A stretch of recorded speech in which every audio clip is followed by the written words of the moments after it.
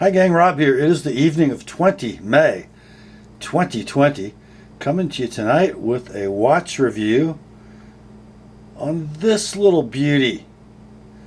This is the Seiko SNE435 PADI Edition, Professional Association of Diving Instructors. There are PADI editions of many Seiko divers, and they usually have a blue and red theme, but it takes different forms in different watches. Some of them Pepsi dials, some of them with just dial colors and accents in blue and red. I like this one with the blue dial, the blue aluminum bezel insert, and then just the red border around the minutes hand and the red ring around the screw down crown. So what is this watch and why do I have it? Well, a couple things. It is a ProSpex series diver, and you'll notice printed above the 6 o'clock on the dial is diver's 200 meter. It does meet the ISO requirement for a professional 200 meter dive watch. So above and beyond the tested water resistance at that at that pressure level, some requirements, one of which is the fully indexed bezel, unidirectional rotating. This one's 120 clicks. Most 200 meter professional divers, if not all, are going to have screw down crowns. This one does.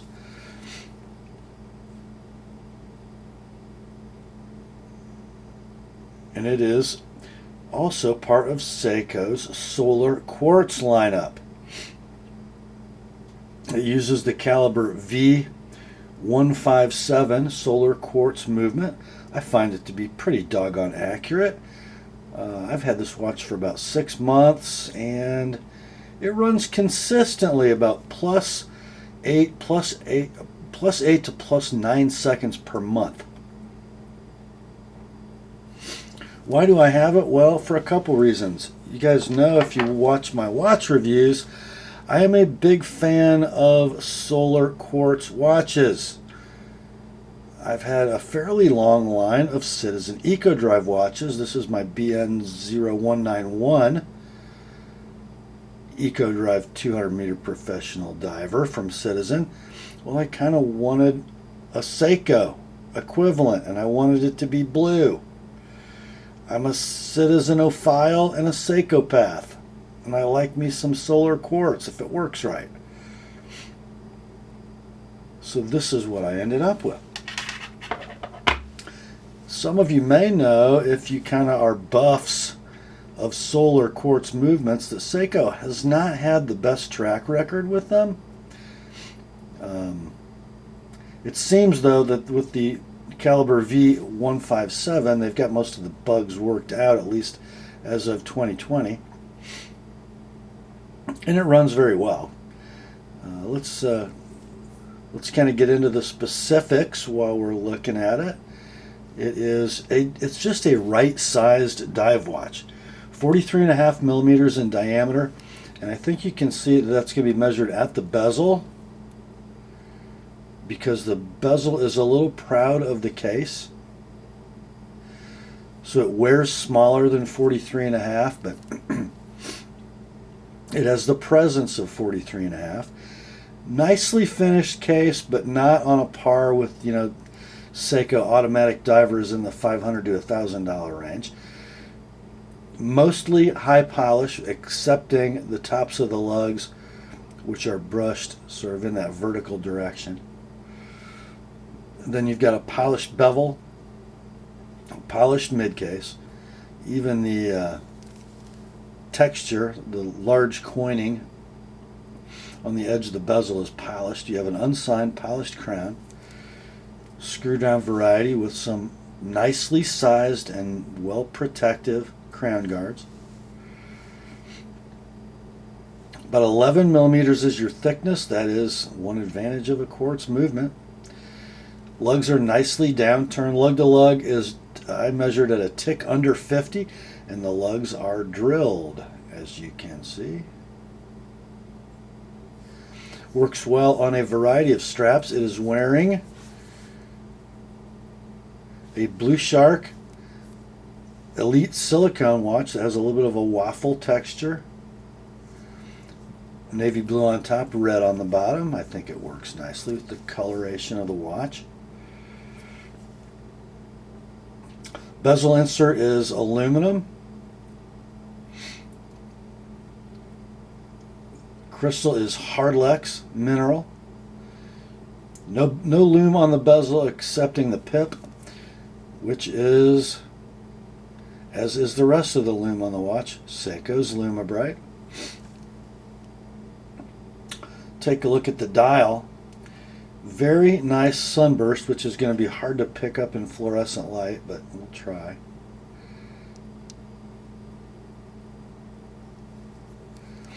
And then you've got about a, I don't know if it's a 45-degree inner chapter ring with white second markers and then red ones at the cardinal positions at 12, 3, 6, and 9. Notice inside the chapter ring there's another level where the applied markers are suspended over the dial, so there are really 3 levels in that dial, which I think adds a lot of character. You have a fat syringe hours hand, and then that red bordered pointer minute, and then that reverse lollipop seconds hand with a red tip, white hand with a red tip. The lollipop is loomed. A rather small unframed date aperture, but with a cyclops, which you can't see very well with the minute hand where it is, but it does a nice job, and it's kind of diminutive, so it's a date window I would not be able to read without reading glasses. With my 54-year-old eyes, that I can read just fine with it. The Seiko and ProSpex logos, as well as the pyramid of text at the 6 o'clock, all printed on the dial. Bezel is 120 clicks, unidirectional. A little bit loose, but not bad at the price point. And I think you'll see, if I can line it up. There we go. 12 o'clock index, chapter ring, mark, and 12 o'clock triangle on the bezel, all perfectly aligned.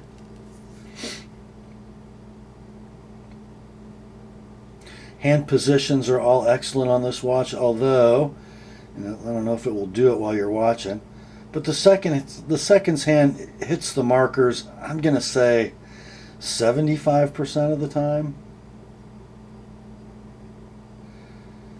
Certainly not with the precision of my Longines Conquest VHP, but pretty doggone good. And a right handsome watch. I think it's right sized.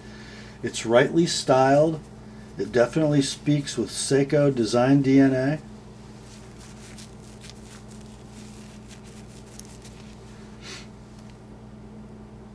Super legible. Take a look at the case back.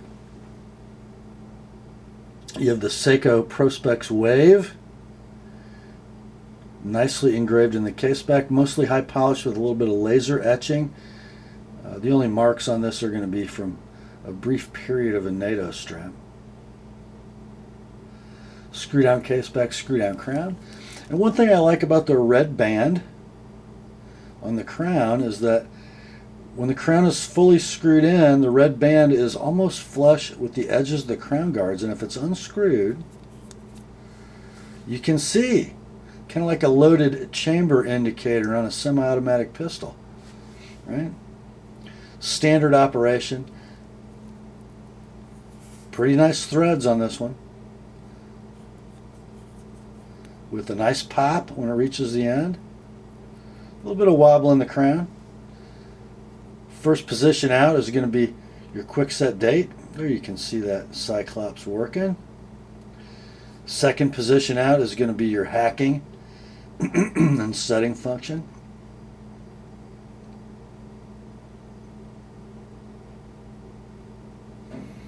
It's just a no worries watch.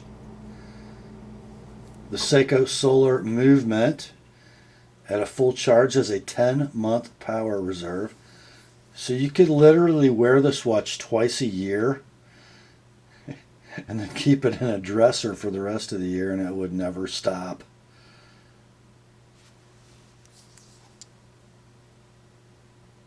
Not recommended, by the way. Not good for the solar charging system to be in the dark most of the time, but just saying, you could. Let's take a look at the bracelet because it's not installed on the watch. So here is the bracelet that comes on the SNE435. Oyster style bracelet, brushed outer links and highly polished center links. And then they're all solid links, of course. Pin and collar construction. And then here is one of the end links, which is female in nature.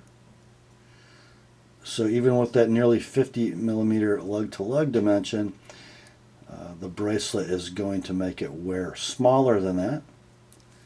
End links also solid. No, they're not. They're hollow. The clasp on this one is going to be almost identical to a sumo clasp. So it's going to be all stamped. And then with that infamous Seiko dive extension that no one's quite sure how to operate. Okay, let's see if it's not bad coming open, but getting it back closed, especially looking through the viewfinder, is a rather interesting proposition. So that has to hook, and then you squeeze it, and there you go. Although not a horrible bracelet on a $200 to $300 solar quartz watch, not a great clasp at $800 or so for a Gen 3 Sumo. But you know, it looks fine on the SNE435 Patty. We'll set that aside and get back to the watch. Kind of a right smart piece. One thing that I'll point out, and I don't know if I'll be able to show it, there is a visible seam, I guess, between the solar panels radiating from the pinion to about the 830 position, and I doubt you'll be able to catch that in the camera. Maybe. If you're watching on your big screen, that might give it to you. But man, if somebody didn't point it out on a YouTube video, I never would have noticed it. So a pretty buttoned up package. And, you know, how does it compare to its direct Citizen competitor? Case finishing about a draw. Dial, I got to give the nod to the Seiko, although I do love that ProMaster dial. Bezel action, frankly, I prefer the 60 click on the Citizen. It's very precise and very robust and very solid. I like the crown a little bit better on the Seiko.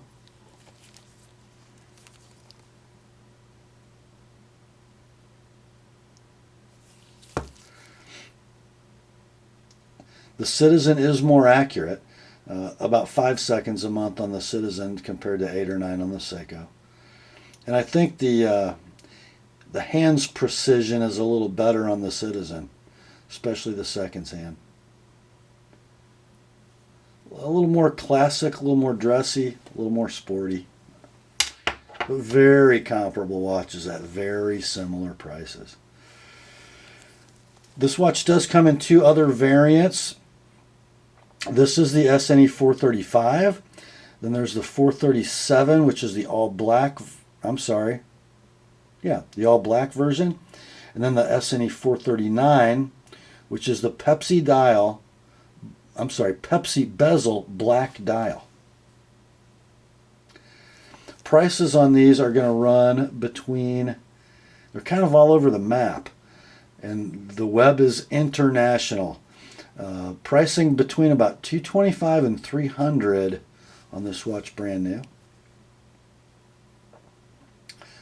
I think I shopped quite a bit around Thanksgiving time last year and bought it for about $228.